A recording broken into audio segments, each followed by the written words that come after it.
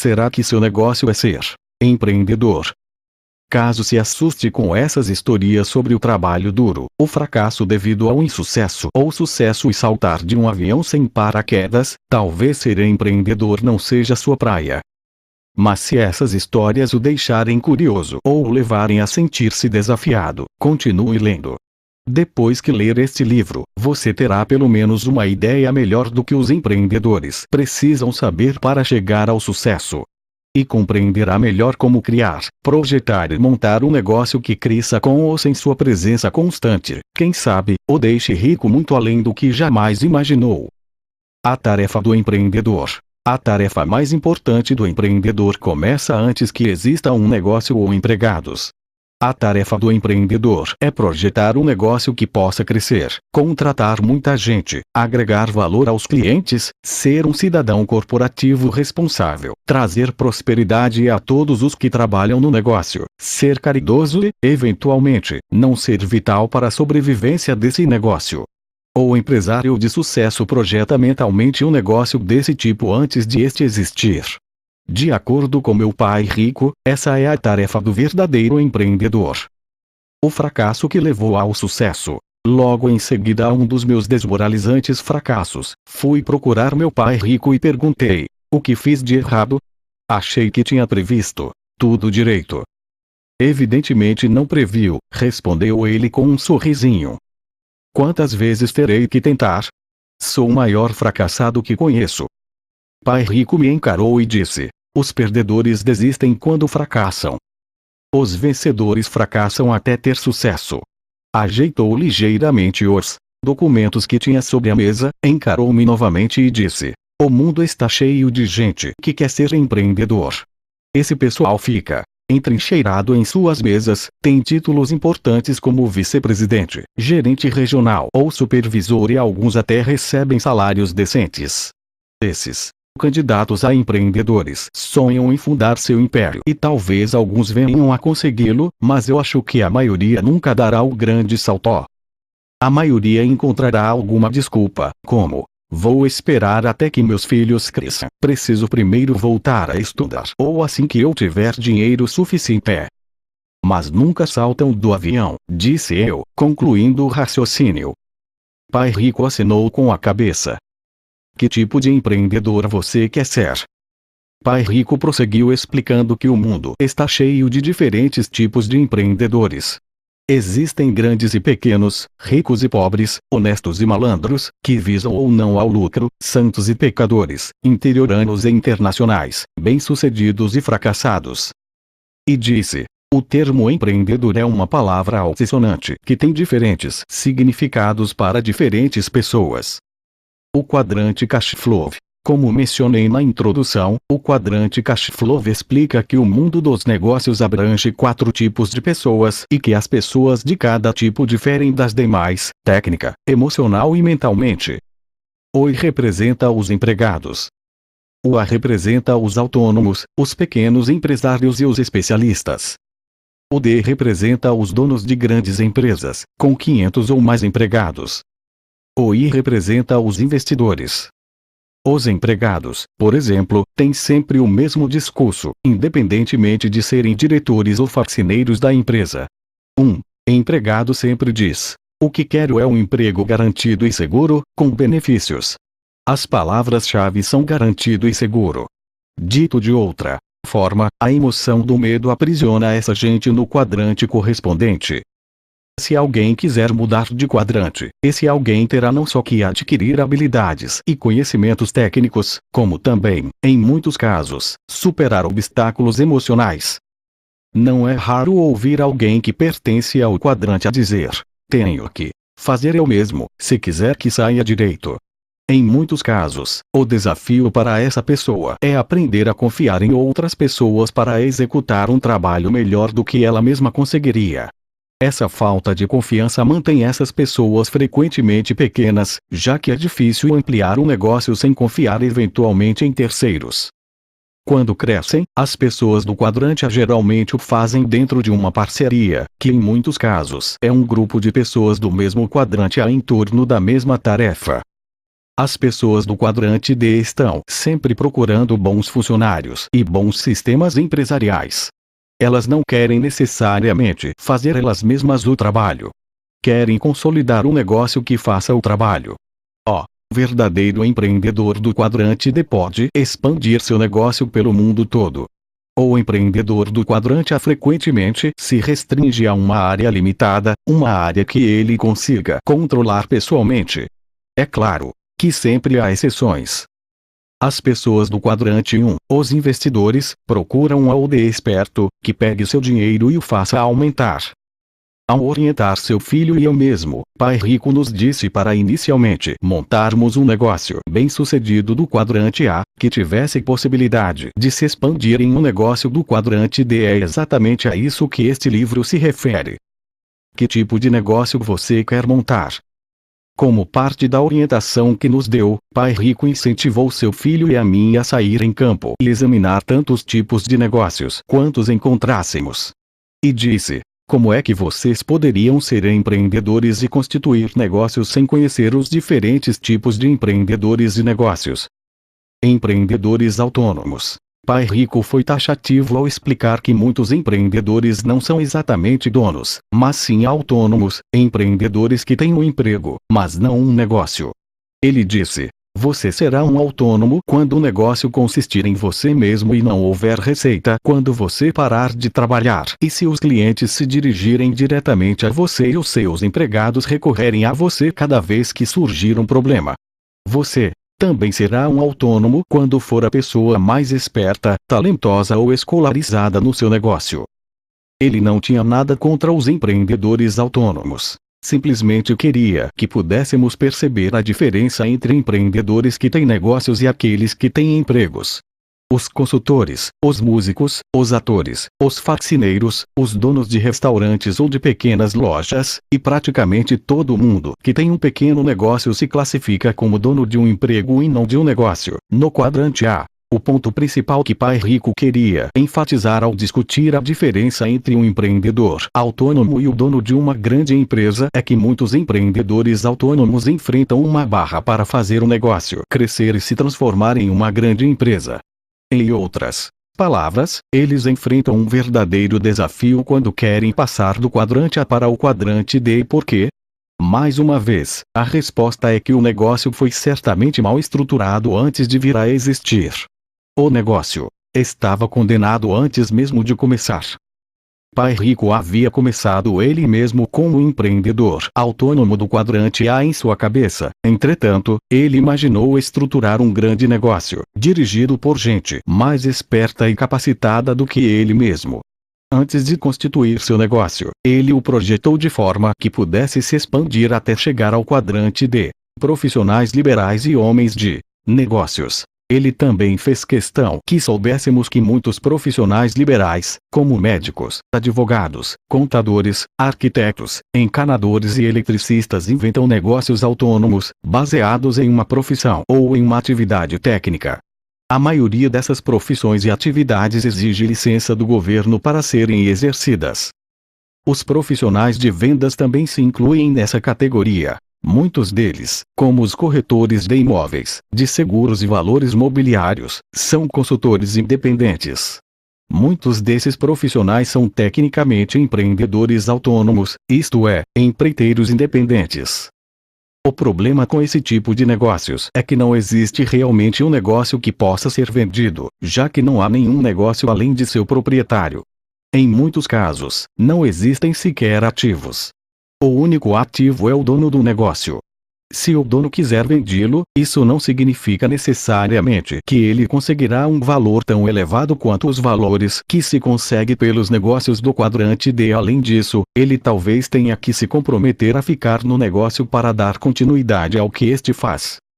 Essencialmente falando, ele deixará de ser o dono e passará a ser o empregado do comprador do negócio.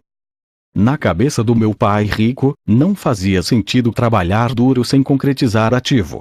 Foi por isso que ele nos preveniu, seu filho e eu, contra querermos algum dia nos transformar em empregados. Ele disse: para que serve trabalhar muito e não construir nada? Comentaremos mais adiante como os empreendedores desse tipo podem criar um ativo empresarial, algo que possam construir e, quem sabe, vender. Operações em família. Existe um considerável número de negócios da categoria negócios de família. Os negócios desse tipo recebem essa denominação porque muitos são empresas familiares. Como exemplo, minha avó materna tinha uma pequena loja de conveniência que a família se revezava para tocar. O problema quanto ao crescimento das empresas familiares é o nepotismo. Muita gente coloca os filhos à testa do negócio, mesmo que eles sejam incompetentes, porque o sangue fala mais alto. Os filhos raramente sentem o mesmo amor que os pais sentiam pelo negócio, ou às vezes não têm tino comercial para liderar o empreendimento. Franquias. As franquias do tipo McDonald's são teoricamente operações turnkey. A empresa franqueadora entrega um negócio totalmente estruturado a uma pessoa que não quer enfrentar a fase de criação e desenvolvimento.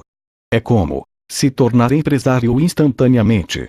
Uma das vantagens oferecidas por certas franquias é que os bancos são mais propensos a emprestar dinheiro a quem pretende comprar uma franquia do que a uma pessoa que quer iniciar o negócio a partir do nada. Os bancos se sentem mais à vontade com o histórico de sucesso de outras franquias e valorizam a orientação que as franqueadoras dão aos novos empresários. Um dos maiores problemas com as franquias famosas é que estas costumam ser mais caras e inflexíveis com os candidatos a empresário. As franquias são o tipo de negócio que dá origem a questões legais e frequentemente acabam originando processos. As brigas entre franqueador e franqueado são algumas das disputas mais penosas do mundo dos negócios. Sabe-se que uma das principais razões dessas brigas é que as pessoas que adquirem franquias não querem administrá-las da maneira que o franqueador deseja. Outra razão é que, quando a franquia não dá financeiramente certo, o franqueado culpa o franqueador pelo fracasso. Se você não quiser seguir ao pé da letra as orientações de um franqueador, será melhor projetar, montar e iniciar um negócio independente. Marketing em rede e vendas diretas. O marketing em rede e as vendas diretas são considerados uma das formas de comercialização que mais cresce atualmente. E é também uma das mais controversas. Muitas pessoas ainda reagem negativamente, afirmando que várias empresas de marketing em rede não passam de esquemas do tipo pirâmide. Na verdade, o maior esquema em pirâmide do mundo é a grande corporação, com uma pessoa no topo e todos os empregados abaixo dela. Qualquer um que queira ser empreendedor deve analisar os negócios de marketing em rede. Parte das maiores empresas incluídas entre as Fortune 500, como o Citibank, a Avon, a Levi's e a Smith Barney, distribuem seus produtos através do marketing em rede ou das vendas diretas. Não fazemos parte de nenhum negócio de marketing em rede ou vendas diretas, mas somos a favor desse ramo de atividades. Qualquer candidato a empreendedor deve analisar a possibilidade de se associar a uma dessas empresas antes de se demitir do emprego. E por quê? Porque muitas dessas empresas proporcionam habilidades de vendas, expansão e liderança que não são encontradas em outra parte. Um dos benefícios mais valiosos da associação a uma empresa prestigiada é que esta irá transmitir a mentalidade e a coragem indispensáveis a qualquer pessoa que queira ser um empreendedor. Você também conhecerá melhor os sistemas necessários para se montar um negócio de sucesso. A taxa de filiação costuma ser bastante razoável e a formação oferecida pode não ter preço. Se eu tivesse que começar novamente minha carreira de empreendedor, começaria com um negócio de marketing em rede ou vendas diretas. Não pelo dinheiro, mas sim pelo treinamento empresarial que iria receber, semelhante àquele que meu pai rico me proporcionou. Ladrões de negócios. Uma das discussões mais interessantes que Mickey e eu tivemos com Pai Rico foi a questão dos empresários que roubam outros empresários. Pai Rico utilizou como exemplo um contador que trabalha para um escritório de contabilidade. Um belo dia, esse empregado pediu demissão e montou seu próprio escritório, passando a procurar os clientes que havia conhecido enquanto ainda era empregado. Em outras palavras, o contador saiu da empresa, mas levou os negócios com ele. Embora isso não seja exatamente ilegal, ainda assim é roubo, disse Pai Rico. Apesar de ser uma das formas de se iniciar um negócio, este não era absolutamente o tipo de empresário que ele gostaria que seu filho ou eu nos tornássemos. Empresários criativos. O que ele queria era que fôssemos empresários criativos como Thomas Edison, Walt Disney ou Steve Jobs. E costumava dizer: é fácil montar um pequeno negócio, como uma lanchonete familiar. Relativamente falando, igualmente fácil ser um empreendedor autônomo, como um encanador ou um dentista. E também é fácil ser um empresário concorrente, alguém que observa uma boa ideia, copia o que já foi feito por outro e passa a concorrer com quem teve inicialmente a ideia. Foi mais ou menos isso que aconteceu comigo quando inventei e lancei as carteiras de nylon com fecho em velcro. Nem bem havíamos criado um mercado e o interesse pela nova linha de produtos, os concorrentes saíram da toca e acabaram com meu pequeno negócio. É claro que não posso recriminá-los. A culpa foi toda minha, porque projetei incorretamente o negócio antes de montá-lo e colocá-lo em funcionamento. Apesar da surra que levei, Pai Rico ficou contente com o fato de eu estar aprendendo a ser um empresário criativo e não um mero copiador do sucesso de outros. E ele disse: alguns empreendedores vencem pela criação. Outros vencem copiando e concorrendo. O que mais se arrisca é o criativo, também chamado de inovador. Porque o empresário criativo é o que mais se arrisca? Perguntei. Porque ser criativo significa que você será normalmente um pioneiro. É fácil copiar um produto bem-sucedido e comprovado. E também é menos arriscado. Mas se você aprender a inovar, criar ou inventar o seu caminho até o sucesso, você será um empresário que cria valores novos, em vez de alguém que vence copiando os outros. Empresas de capital aberto sociedades limitadas. A vasta maioria dos negócios grandes ou pequenos consiste em companhias limitadas. Uma companhia limitada grande é frequentemente chamada de sociedade limitada, o que significa que a empresa tem apenas alguns donos e a participação acionária não está publicamente disponível. A empresa de capital aberto é aquela que vende ações ao grande público, na maioria das vezes através de corretoras de ações e outras entidades autorizadas a negociar valores mobiliários. A empresa de capital aberto oferece suas ações nas bolsas de valores como a Bovespa e é obrigada a respeitar regras muito mais rígidas do que as companhias limitadas. Pai Rico nunca constituiu uma empresa de capital aberto, mas recomendou que Mickey e eu o fizéssemos como parte de nossa formação para o mundo dos negócios. Em 1996, simultaneamente à constituição da Terrish Data Company, também investi e participei da formação de 3 empresas de capital aberto. Uma delas pesquisaria jazidas de petróleo, a outra é de ouro e a terceira de prata.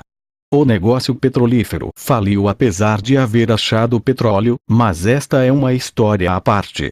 As empresas de prospecção de ouro e prata encontraram razoáveis jazidas dos metais que buscavam. Embora a empresa petrolífera viesse a falir, as mineradoras de ouro e prata ganharam um bom dinheiro para seus investidores. O desenvolvimento das empresas de capital aberto foi uma grande experiência para mim. Como o Pai Rico havia sugerido, aprendi muito e me tornei um empresário melhor durante o processo. Descobri que, em se tratando de empresas de capital aberto, as regras são muito mais rígidas, e que a empresa de capital aberto é na verdade 2 empresas diferentes, que atendem aos interesses de 2 tipos diferentes de clientes, os clientes propriamente ditos e os investidores, além de estar sujeita a 2 patrões. O Conselho Diretivo e o órgão governamental que fiscaliza os valores mobiliários, como a Comissão de Valores Mobiliários.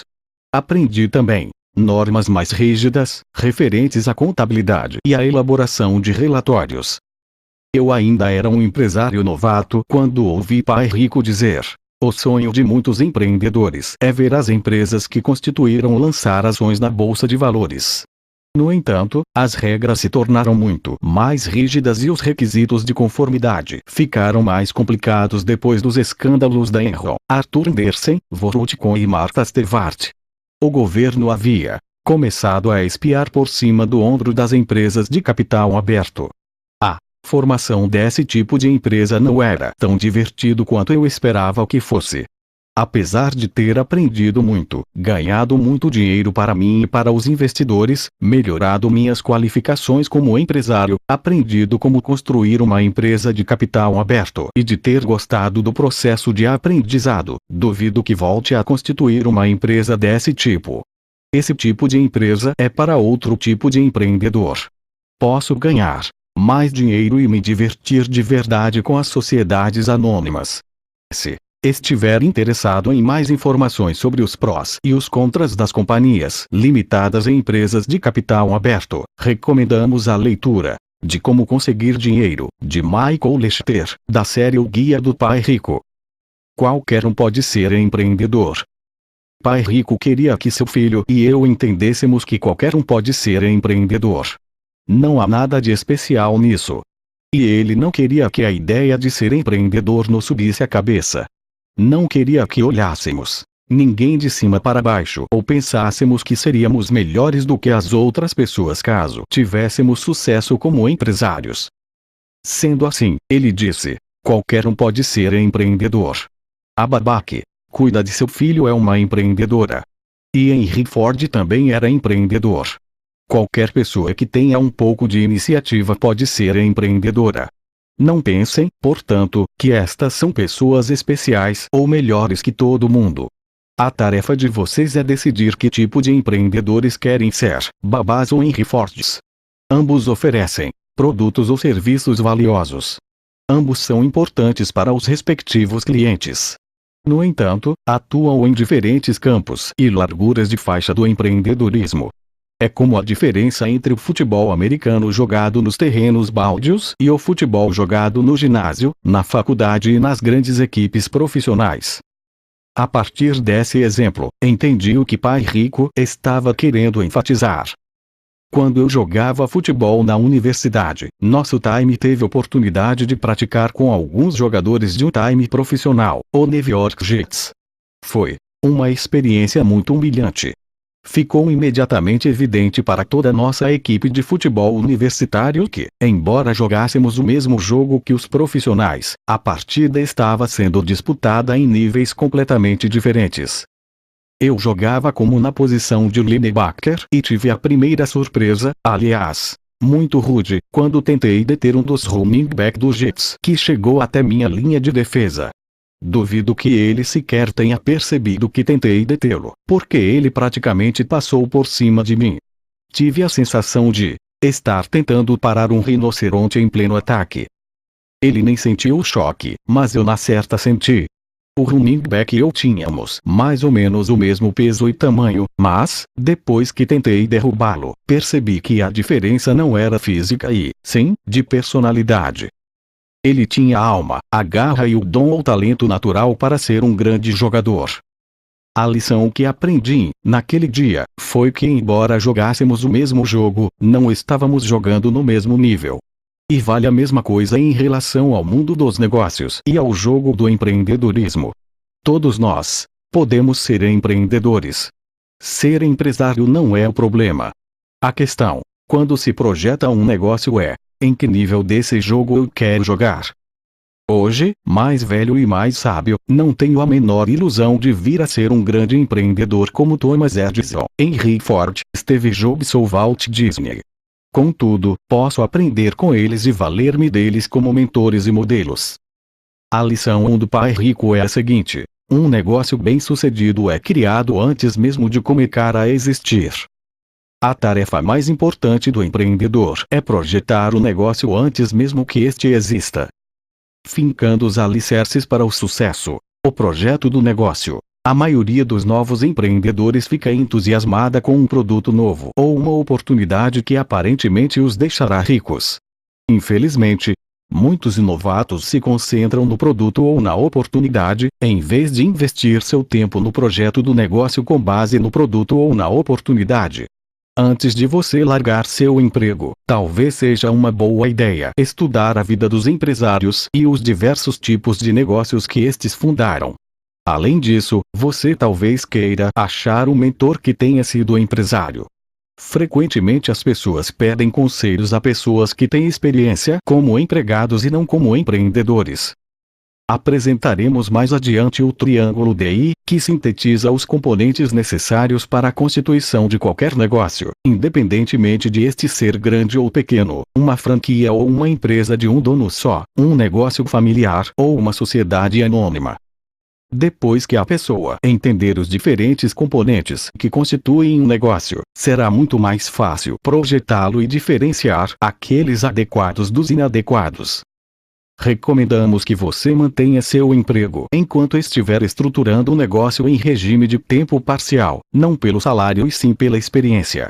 Isso significa que você estará ganhando uma coisa bem mais importante do que dinheiro, a experiência na vida real, mesmo que seu negócio não chegue a dar lucro algum. Você aprenderá não só sobre os negócios, como também aprenderá muito sobre si mesmo.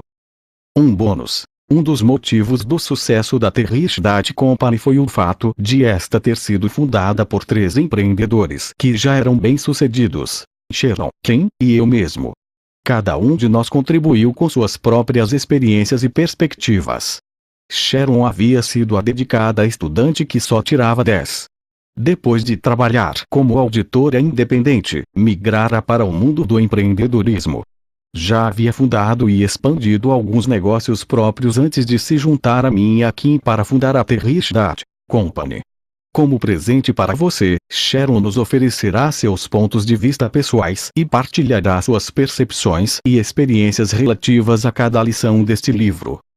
As percepções de Sharon. Lição 1. Um negócio bem-sucedido é criado antes mesmo de começar a existir. A rota que leva ao empreendedorismo é como uma jornada que corta a imensidão. Se quiser sobreviver e chegar a seu destino, você terá que se preparar antecipadamente. Antes de se enfiar no mato e acampar, você na certa se prepara cuidadosamente para ter certeza de estar levando tudo que será necessário para sobreviver. Você prevê os obstáculos e os riscos que provavelmente encontrará, analisa as previsões meteorológicas, certifica-se de estar levando as roupas e os equipamentos adequados e verifica se tem comida e água suficientes. A jornada pelo empreendedorismo exige o mesmo tipo de planejamento cuidadoso. Mas qual será a preparação necessária para que você fique na melhor das condições exigidas pelo sucesso? Você deve começar verificando se tem a mentalidade correta, certificando-se de que pensa como empreendedor e não como empregado. Em seguida, faz a lição de casa, estuda o mercado, os clientes almejados e a concorrência. Identifica as habilidades necessárias para que o negócio tenha sucesso no mercado almejado e monta uma equipe de empreendedores solidários e consultores, os quais oferecerão as habilidades de que você precisa. Identifica alguma vantagem sobre a concorrência e as formas de se diferenciar dos concorrentes na mente dos seus clientes em potencial. Elabora um plano de negócios, mapeando a rota até o sucesso. Finca os alicerces legais adequados a seu negócio. O que queremos dizer com alicerces legais? Segue-se alguns exemplos. Você escolhe uma forma de pessoa jurídica para o negócio que ofereça as menores obrigações e minimize os impostos. Obtém todas as licenças e autorizações necessárias, certificando-se de que sejam formalizados contratos claros e abrangentes, evitando, assim, futuros mal-entendidos. Providencia a proteção legal adequada, de forma que você possa preservar sua vantagem competitiva. Como afirma meu marido Michael Lester, você deve erigir uma fortaleza ao redor de sua propriedade intelectual, podendo, assim, combater os espoliadores e piratas que com certeza existem entre os seus concorrentes. Empreendedor versus empregado. Quais são as características de um empreendedor? Em que ele difere de alguém que tem a mentalidade de empregado? A disposição para correr riscos calculados é sem dúvida um dos fatores. Outro fator é a disposição para escapar da sabedoria convencional. Como Michael também gosta de afirmar, o empreendedor acabará com a descrença e experimentará alguma coisa mesmo que todo mundo diga que esta é impossível. Do meu ponto de vista, entretanto, as características que melhor definem o verdadeiro empreendedor são a criatividade e a capacidade de realizar coisas que vão além de seus próprios recursos. Os empreendedores são mestres na solução de problemas, convertendo-os em valiosas propriedades intelectuais. E, em seguida, alavancando-as em um negócio. São igualmente peritos na utilização do dinheiro e dos recursos de outras pessoas. O mantra do empreendedor é: vamos imaginar como isso pode ser feito, e é impossível ouvi-lo proferido frases desanimadoras como não podemos fazê-lo ou não podemos nos dar a esse luxo. Começando, montar um negócio ou comprar um negócio. Mal sei dizer como é grande o número de pessoas que nos procura querendo montar seu próprio negócio. Na maioria das vezes, o diálogo evolui mais ou menos como se segue. Sharon, estou entusiasmadíssima com a ideia de montar meu próprio negócio. Ao que eu respondo: ótimo, Susan. Mas que tipo de negócio está interessada em montar? Sem hesitar, Susan responde: quero um negócio que proporcione uma boa geração de caixa e que possa ser dirigido por meus empregados, porque assim terei tempo livre para dedicar à minha família. Também não quero pagar muito por isso. A esta altura, já sei que Susan não é realmente uma empreendedora e talvez nunca seja. Na verdade, ela não entende os compromissos implícitos na constituição de um negócio de sucesso. Os comentários feitos por ela: não quero pagar muito por isso e quero um negócio que proporcione uma boa geração de caixa, revelam que ela quer, na verdade, comprar um negócio que já tenha sido posto em funcionamento por algum empresário de sucesso. O valor já foi criado por esse empresário e ele tem direito a ser remunerado pelo valor que criou. Susan terá que pagar por esse valor já existente. Sendo assim, a menos que saiba como fazer para levar esse negócio adiante, ou saiba como ingressar em um novo mercado, Susan quer mesmo é comprar um emprego e não criar um negócio. Existe enorme diferença entre ser um empreendedor que cria e constrói um negócio e comprar um negócio. No caso de Susan, é evidente que ela quer comprar e não criar um negócio. Não há nada de errado em se comprar um negócio. No entanto, é a criação que confere energia ao empreendedor. O verdadeiro objetivo do empreendedor é construir, a partir do zero, um negócio que seja bem sucedido, que gere valor e que seja sustentável. É a parte da criação que oferece a alavancagem máxima e, às vezes, o retorno essencialmente infinito sobre o investimento. Quando você compra a criação de outras pessoas, são normalmente essas pessoas e não você que conseguem a alavancagem. É claro que isso não quer dizer que seja errado comprar um negócio que já existe, especialmente se você incluir talento adicional ou outra coisa capaz de levar o negócio ao nível seguinte, ou quando o negócio adquirido é apenas um dos elementos de um plano maior. A compra de uma franquia, por exemplo, não é a final do campeonato para o verdadeiro empreendedor. As franquias podem ser um excelente apoio, uma fonte de aprendizado para o empreendedor, mas normalmente oferecem poucas chances de empreendedorismo. Iniciativas empresariais